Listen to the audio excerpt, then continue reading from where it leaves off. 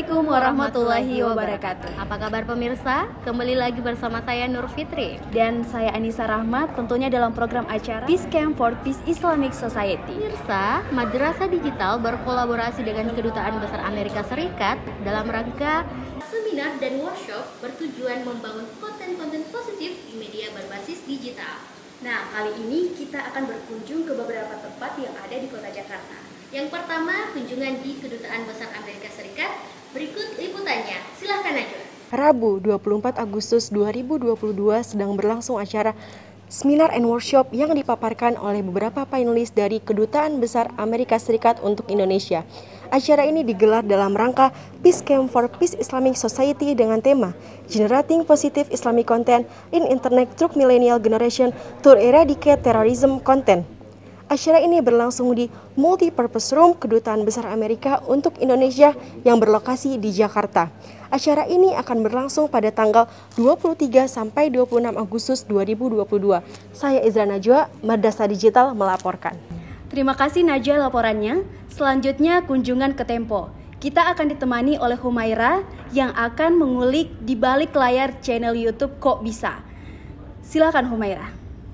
Saat ini saya sedang berada di kantor redaksi Tempo, Jakarta. Dalam rangka kegiatan kunjungan media yang dilaksanakan oleh Madrasah Digital yang bekerja sama dengan Kedutaan Amerika Serikat Indonesia. Adapun peserta yang ikut serta dalam kegiatan tersebut sebanyak 65 peserta dari beberapa kota di Indonesia. Di sini, peserta akan diperkenalkan bagaimana cara Tempo membangun media digitalnya dan juga sekaligus mengulik kesuksesan di balik channel YouTube Kok Bisa. Berikut liputannya. Tempo merupakan salah satu media massa yang selalu mengikuti perkembangan zaman. Awalnya, Tempo bergerak di media cetak khususnya majalah, surat kabar, berlanjut ke media online, dan sekarang bergerak di media digital. Media digital yang dikembangkan Tempo salah satunya di platform channel YouTube Kok Bisa. Halo semuanya, perkenalkan saya Irwansyah, perwakilan dari Madrasah Digital Jakarta. Saya saat ini berada di gedung Tempo, lebih tepatnya ada di lantai 8 di ruang dan Tempo. Saat ini Madrasah Digital bersama dengan channel Kok Bisa melakukan kolaborasi untuk membahas mengenai konten-konten positif. Madrasah Digital berkesempatan mengunjungi pembuatan konten positif secara langsung bersama tim dari channel YouTube Kok Bisa. Untuk lebih mengenal channel YouTube tersebut, inilah wawancara eksklusif kami bersama Muhammad Fakih Akbar, selaku Community Eksekutif Kok Bisa. Ya, kenapa namanya Kok Bisa? Ini sebenarnya ya, kalau dibedah ada ilmunya juga. Maksudnya ada alasan teknisnya, tapi sesimpel kenapa namanya Kok Bisa, karena ini menggambarkan brandnya Kok Bisa gitu.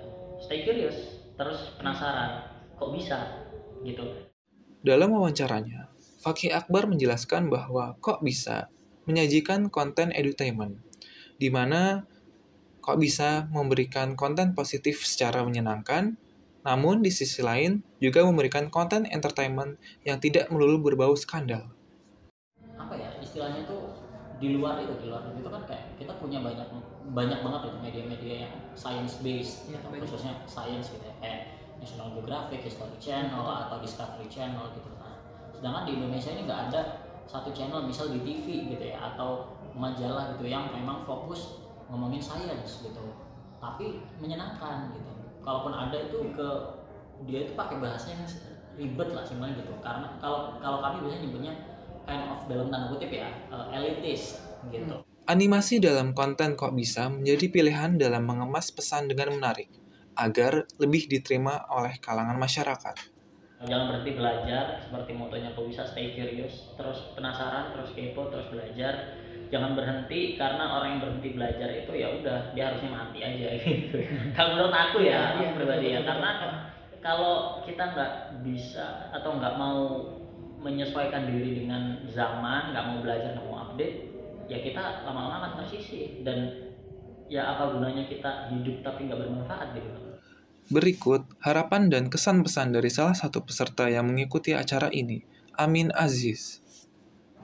Kesan saya dalam acara ini saya merasa bahagia dan merasa luar biasa gitu, karena memang ini camp pertama saya khususnya di dunia jurnalistik gitu. Harapannya kalau dikatakan selanjutnya gitu, harapannya memang kita berada di digital native, khususnya kita sebagai generasi internet itu lebih dapat memilih dan mestinya kita bisa menjadi secara individu bisa menjadi seorang yang jurnalis. Selain itu pun kita juga sebagai NGO bisa membangun NGO ini dengan aktivis jurnalis itu sendiri. Terima kasih Humaira laporannya. Dalam perfilman ada banyak genre film, salah satunya genre komedi. Untuk bisa mengetahui cara pembuatan short movie, yuk kita simak video berikut ini. Gelaran kegiatan seminar dan workshop Peace Camp for Peace Islamic Society yang digelar oleh Madrasah Digital dan US Embassy Kedutaan Besar Amerika kembali menggandeng pemateri yang kondang dalam sesi ke-6 ini, yaitu kreator yang konsen mengangkat konten berbasis kearifan lokal, yakni channel YouTube Denny Creator. Rabu 24 Agustus 2022 di Aula Hotel Ewan, Jalan Kiai Haji Wahid Hasim, Jakarta Pusat. Narasumber kali ini langsung dari produser sekaligus sutradara Denny Creator, yaitu Denny Atmaja dan Hendy Salimi atau Marco selaku aktor dalam konten tersebut. Materi yang dibawakan berkaitan dengan bagaimana proses pembuatan konten yang bisa ditonton oleh jutaan para penonton. Kegiatan ini disambut baik oleh para peserta. Mereka tampak antusias mengikuti kegiatan tersebut. Mereka pun diberikan ruang diskusi untuk menyampaikan pengalaman dan pengetahuan dalam penyebaran informasi yang akan kembali dilakukan di daerahnya masing-masing untuk tetap bisa menggelorakan informasi positif dan meng-counter isu-isu hoax. Kenapa sih milih tempat syuting itu di perkampungan? Karena Marco itu bagian dari realitas kampung. Muka saya muka kampung nih. Terus enggak, ini kebetulan Pak Denny dan saya ada ide buat ngangkat realitas keseharian di kampung saya gitu. Kalau dari Pak Marco sebagai pemeran, apakah enjoy atau pernah juga merasakan kesulitan sebagai pemeran? Atau pertama waktu memerankan sebuah figur itu ada kesulitan? Saya kalau lagi bad mood biasanya Pak Denny ngerti. Kalau lagi bad mood atau misalnya saya lagi kesel, ya gitulah, intinya ada hambatan. Bahkan dia ngasih kesempatan buat silakan istirahat dulu. Makanya saya dirumahkan gitu kan. Iya, kalau Bang Marco sih enggak, dia profesional dia. Ya profesional, kalau emang harus blow on ya mau nggak mau dia harus acting blow on itu. Kalau mau nggak mau harus kecemplung di kolam ya udah gitu. Mereka profesional dan saya pun mesti profesional dengan profesional dengan tugas masing-masing gitu loh. Karena dia sebagai aktor ya profesional sebagai aktor, gue profesional dan dia mengerti job dia masing-masing. Nggak bisa tuh aktor ngebantah-bantah gitu. Ibaratnya sutradara mah kan ininya panglimanya, ya nggak? Kita mah kan hitungannya dalang, kita wayang, ya ibaratnya gitu. Iya benar. Sama-sama lah kita sama-sama. Okay. Apa sih harapan Abang ke depannya? Harapannya mudah-mudahan mereka juga lebih berani mengambil langkah gitu untuk terus capai apa yang mereka mau, mungkin mimpi-mimpinya. Jadi mereka harus benar-benar fokus dengan tujuannya gitu. Jadi fokus dengan tujuannya, sabar, kerjain, ya berdoa jangan putus. Pemirsa, kita akan berkunjung ke MNC Group, salah satu media terbesar di Indonesia. Berikut liputannya. Dalam hal ini, peserta Madrasah Digital langsung disambut oleh Bapak Cakra dan Rahmat Hidayat selaku News Production Manager MNC. Kegiatan Madrasah Digital ini diikuti oleh peserta dari berbagai daerah di Indonesia, dari daerah Provinsi Riau, Bima, Makassar, Garut, Semarang, Tanjung Selor, Yogyakarta, Depok, Serang, dan Jakarta. Dan juga berbagai program spesial. Dari kunjungan tersebut, Rahmat Hidayat selaku News Production Manager MNC berharap bahwa peserta Madrasah Digital mampu dan lebih mengetahui tentang produksi berita, terkhususnya pada bagian penyiaran. Pak Rahmat, apa harapannya setelah peserta melakukan kunjungan ke iNews Tower?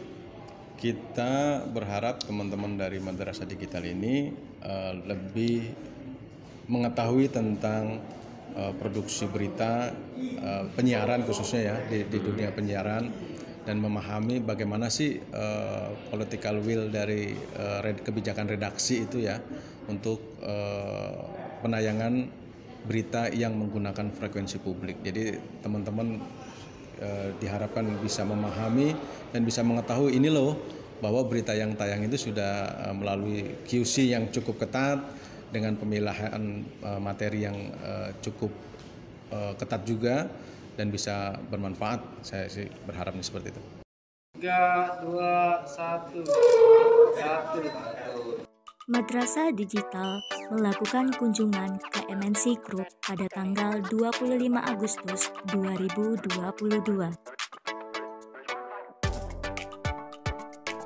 Kunjungan ini dihadiri oleh 40 orang peserta yang terdiri dari pelajar, mahasiswa dari 9 kota se-Indonesia.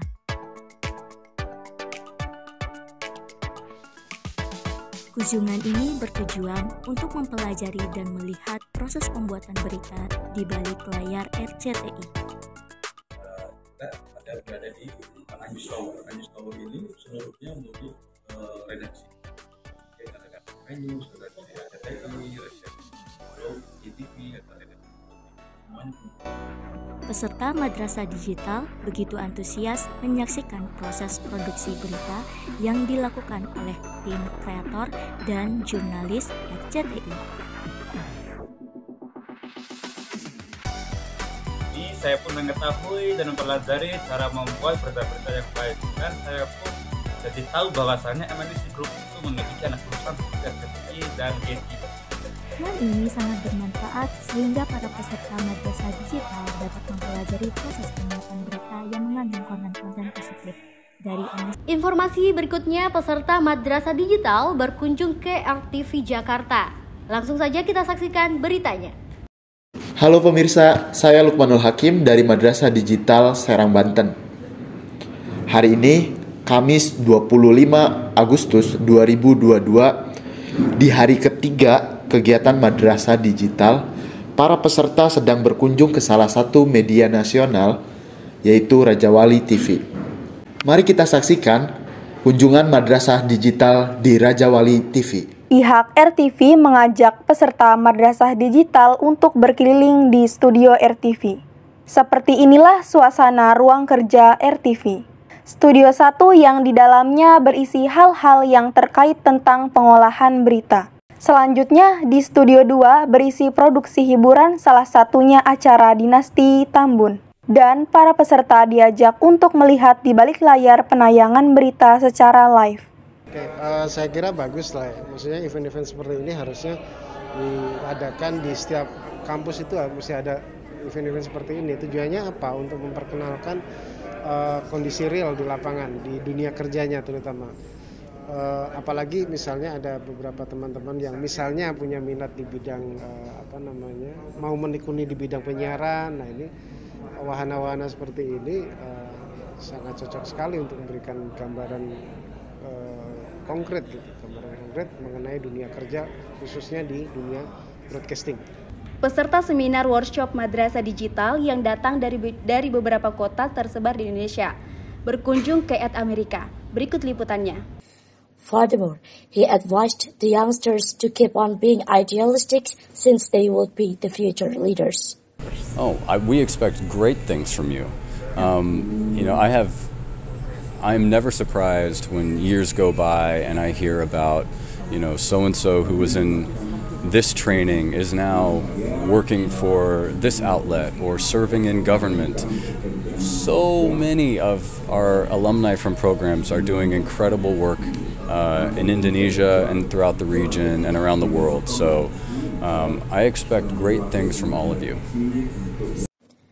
In addition, Farhan, the youngest participant in this program, expressed his gratitude and his happiness for having this opportunity. He also expected that what the speakers explained will encourage the youths to create more creative and educative contents.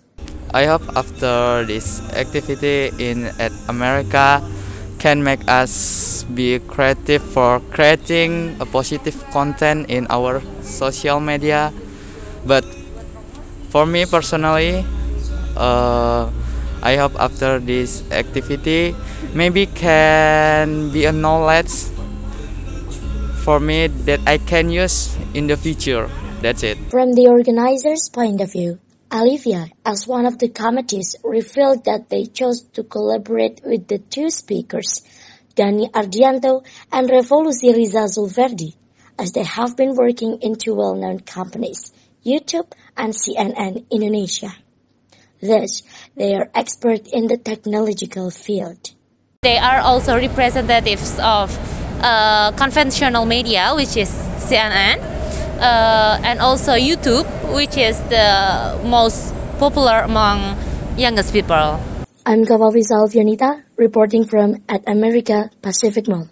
Pemirsa, informasi tadi sekaligus menutup perjumpaan kita pada sore ini. Saya Nur Fitri dan saya Anissa Rahma dan seluruh kru Madrasah Digital News yang bertugas mengucapkan terima kasih dan sampai jumpa.